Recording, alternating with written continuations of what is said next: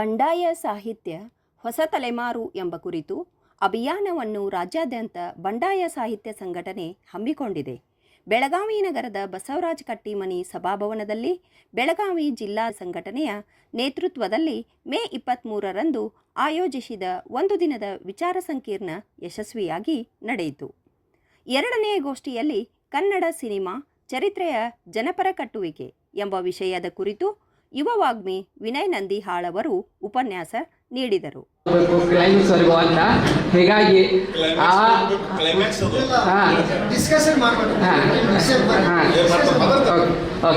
ಹಾಗಾಗಿ ಇಲ್ಲಿ ಮುಖ್ಯವಾಗಿ ನನಗೆ ಕೊಟ್ಟಂಥ ವಿಷಯ ಕನ್ನಡ ಸಿನಿಮಾ ಜನಪರ ಚರಿತ್ರೆ ಕಟ್ಟುವಿಕೆ ಅಂತ ಒಂದು ವಿಷಯ ಇದೆ.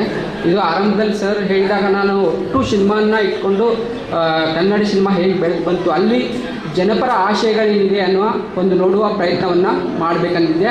ಆದರೆ ಐತಿಹಾಸಿಕ ಚಿತ್ರಗಳನ್ನು ಏನು ಕರೆದಿಟ್ಕೊಳ್ತಲ್ಲ ಅವುಗಳನ್ನು ಮಾತ್ರ ನೀವು ಕೇಂದ್ರವಾಗಿಟ್ಕೊಂಡು ಇದನ್ನು ನೋಡಬೇಕು ಅಂತ ಹೇಳಿದ್ವಿ. ಹೀಗಾಗಿ ಆ ಹಿನ್ನೆಲೆಯಲ್ಲಿ ನಾನು ಹುಡುಕ್ತಾ ಹೋಗುವಾಗ ನನಗೊಂದು ಆಶಯ ಅಂದರೆ ಯೂಟ್ಯೂಬಲ್ಲಿ ತುಂಬ ಸಿನಿಮಾ ಕುರಿತು ವಿಡಿಯೋಗಳು ಬರ್ತವೆ, ಯಾವ ಸಿನಿಮಾ ಹೇಗೆ ನಿರ್ಮಾಣ ಆಯಿತು ಏನು ಎಂತ ಅಂತ. ಅಲ್ಲಿ ಹುಡುಕ್ತಾ ಇದ್ದಾಗ ಆ ಸಿನಿಮಾ ಹಿಂದೆ ಇರುವ ಸ್ವಾರಸ್ಯಕರ ಘಟನೆಗಳನ್ನು ಹೇಳ್ತಾರೆ, ಮಾತ್ರ ಆ ವಸ್ತು ವಿಷಯ ಕುರಿತಾದ ವಿಮರ್ಶೆಗಳು ಬಂದಿದ್ದೆ ನನಗೆ ಎಲ್ಲಿ ಕಾಣಲಿಲ್ಲ. ಹೀಗಾಗಿ ಮೂಲ ಟೆಕ್ಸ್ಟ್ ಅಂದರೆ ಮೂಲ ಕೃತಿಗಳನ್ನೇ ನಾನು ನೋಡಬೇಕಾಯ್ತಂದರೆ ಸಿನಿಮಾಗಳನ್ನು ನೋಡಿ ನನಗೆ ಏನು ಅನ್ನಿಸ್ತಾ ಇತ್ತು, ಇದರಲ್ಲಿ ಜನಪರ ಯಾವುದಿದೆ ಅನ್ನುವ ಹಿನ್ನೆಲೆಯಲ್ಲಿ ನಾನು ವಿವೇಚಿಸಲು ಇಲ್ಲಿ ಪ್ರಯತ್ನ ಪಡ್ತಾ ಇದ್ದೀನಿ. ಇಲ್ಲಿ ಮುಖ್ಯವಾಗಿ ಕನ್ನಡ ಒಂದು ಸಿನಿಮಾಗಳು ಏನು ಐತಿಹಾಸಿಕ ಸಿನಿಮಾಗಳು ಅಂತ ಏನು ಕರಿತೀವಲ್ಲ, ಆ ಸಿನಿಮಾಗಳನ್ನು ನೋಡಿದಾಗ ಕೇವಲ ಅವು ಚರಿತ್ರೆಯ ಒಂದು ಪುನಃಸೃಷ್ಟಿಯಾಗಿಲ್ಲ. ವಿಮರ್ಶಕ ಸಂತೋಷ್ ನಾಯಕ್ ಅವರು ಕನ್ನಡ ಸಿನಿಮಾ ಸಾಮಾಜಿಕ ವಸ್ತುವಿನಲ್ಲಿ ಪ್ರಗತಿಪರತೆ ಕುರಿತು ಮಾತನಾಡಿ ಗಮನ ಸೆಳೆದರು. ಸಿನಿಮಾ ಕೇವಲ ಮನರಂಜನೆ ಸಾಧನವಾಗಿಲ್ಲ, ಸಿನಿಮಾ ಸಾಮಾಜಿಕ ಸಮಸ್ಯೆಗಳಿಗೆ ಸ್ಪಂದಿಸುವಂತಹ ದಿಟ್ಟವಾದಂತಹ ಪ್ರಬಲಶಾಲಿಯಾದಂತಹ ಸಾಧನವಾಗಿದೆ. ವಿಶೇಷವಾಗಿ ಕನ್ನಡ ಸಿನಿಮಾಗಳು ಹೆಚ್ಚಾಗಿ ಸಾಮಾಜಿಕ ಸಮಸ್ಯೆಗಳನ್ನೇ ಇಟ್ಟುಕೊಂಡು ತಯಾರಾದರೂ ಕೂಡ ಎಲ್ಲಿಯೂ ಸಾಮಾಜಿಕ ಸಮಸ್ಯೆಗಳಿಗೆ ಪರಿಹಾರವನ್ನು ಸೂಚಿಸುವುದನ್ನು ನಾವು ಆರಂಭಿಕ ಸಿನಿಮಾದಲ್ಲಿ ಕಾಣುವುದಿಲ್ಲ. ಅದು ಹೇಗೆ ಸಾಧ್ಯವಾಗ್ತದೆ? ನಮ್ಮ ಕನ್ನಡ ನೆಲಕ್ಕೆ ಸಿನಿಮಾ ಎಂಬ ಪರಿಭಾಷೆ ಪರಿಚಯವಾಗಿ ದಶಕಗಳೇ ಕಳೆದು ಹೋಯಿತು. ಆದರೆ ಸಿನಿಮಾಗಿಂತ ಪೂರ್ವದಲ್ಲಿ ಬಯಲಾಟ, ಹಾಡು, ಲಾವಣಿಗಳ ಮುಖಾಂತರವಾಗಿ ಜನರು ತಮ್ಮ ನೋವು ನಲಿವುಗಳನ್ನು ಅಭಿವ್ಯಕ್ತಪಡಿಸ್ತಾ ಇದ್ದರು, ಆ ಮಾಧ್ಯಮವಾಗಿ ಸ್ವೀಕಾರ ಮಾಡಿಕೊಂಡಿದ್ದರು. ಗೋಷ್ಠಿಯ ಅಧ್ಯಕ್ಷತೆ ವಹಿಸಿದ್ದ ಹಿರಿಯ ರಂಗಕರ್ಮಿ DS ಚೌಗ್ಲೆ ಅವರು ಮಾತನಾಡಿದರು.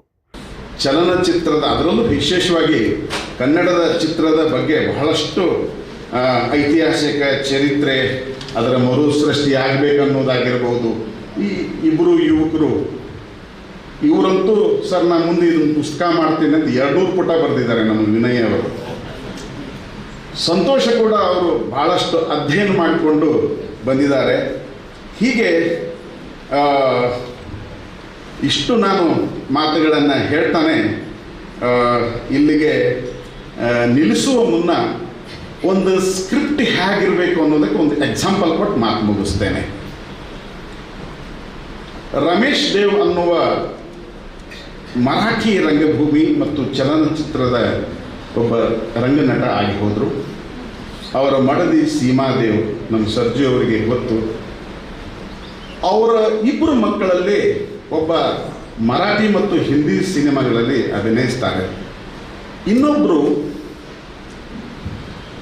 ಅವರ ಸೋದರ, ಅವನು ಎಲ್ಲೂ ಗೊತ್ತಾಗದ ರೀತಿಯಲ್ಲಿ ಇಂಡಸ್ಟ್ರಿಯಲ್ಲೇ ಕೆಲಸ ಮಾಡ್ತಾನೆ. ಏನಂದರೆ ಈ ಆ್ಯಡ್ ಡಿಸೈನ್ಗಳ ನಿರ್ಮಿತಿಯಲ್ಲಿ he is master. 10 second, 30 second, 15 ಸೆಕೆಂಡ್ರಲ್ಲಿ ಅದ್ಭುತವಾದ ವಿಜುವಲ್ ಕ್ರಿಯೇಟ್ ಮಾಡಿಕೊಡೋದು ಈ ಆ್ಯಡ್ನಲ್ಲಿ. ಅವನಿಗೇನು ಅನಿಸ್ತು, ಏನು ಆ್ಯಡ್ ಮಾಡ್ತೀನಿ, ಕಂಪ್ನಿಗಳು ಬರ್ತವೆ, ಒಳ್ಳೆ ದುಡ್ಡು ಸಿಗುತ್ತೆ, ಎಲ್ಲ ಒಂದು ಒಳ್ಳೆ ಸಿನಿಮಾ ಮಾಡೋಣ ಅಂತ ಅನಿಸ್ತದೆ ಅವನಿಗೆ. ಅವನಿಗೊಂದು ಕತೆ ಹೊಳಿತದೆ, ಭಾಳ ಸರಳ ಕತೆ. ಆದರೂ ಅದು ಎಷ್ಟು ಸರಳವಾಗಿದೆಯೋ ಅಷ್ಟೇ ಸಂಕೀರ್ಣವೂ ಆಗಿದೆ. ಆ ಸಿನಿಮಾದ ಹೆಸರು ಕೊನೆಗೆ ಹೇಳ್ತೀನಿ. ಒಂದು ಸ್ಕ್ರಿಪ್ಟ್ ಮಾಡ್ತಾನೆ, ಮಾಡಿಬಿಟ್ಟು ಆಮೀರ್ ಖಾನ್ ಹೊಸ ಪೀಳಿಗೆಯವರನ್ನು ಪ್ರೋತ್ಸಾಹಿಸುವ ಒಬ್ಬ ನಿರ್ಮಾಪಕ, ನಟ, ನಿರ್ದೇಶಕ. ವೇದಿಕೆಯ ನಿರ್ವಹಣೆಯನ್ನು ಸರಳ ಸಾತ್ಪುತೆ ಹಾಗೂ ಗೌತಮ್ ಮಾಳ್ಗೆ ವಹಿಸಿದ್ದರು.